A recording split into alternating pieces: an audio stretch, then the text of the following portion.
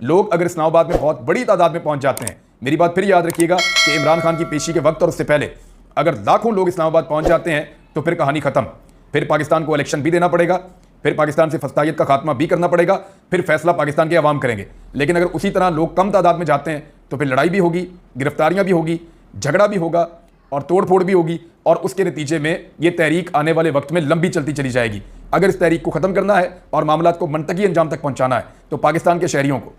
बहुत बड़ी तादाद में पुरअमन तरीके से, क्योंकि ये आपका हक है एहतजाज करने का, मैं कोई इंस्टिगेट लड़ाई के लिए बिल्कुल नहीं करूंगा, लेकिन मैं पूरे पाकिस्तान को कहूंगा कि पुरअमन एहतजाज आपका हक है, आप पुरअमन एहतजाज कर सकते हैं और ये हक आपको पाकिस्तान का आइन देता है। और आपके लीडर की गिरफ्तारी हुई है पाकिस्तान तहरीक इंसाफ के लोगों की, और पाकिस्तान के आम आवाम को भी इमरान खान से उम्मीद है। यानी मैं अगर देखता हूं कि जरदारी और नवाज शरीफ के मुकाबले में अगर इमरान खान का ऑप्शन है तो बेहतरीन ऑप्शन है, इससे बेहतर ऑप्शन और क्या हो सकता है। तो एक ऐसे शख्स को जब गिरफ्तार किया गया है और एक ऐसे केस में गिरफ्तार किया गया है जिसका ना सर है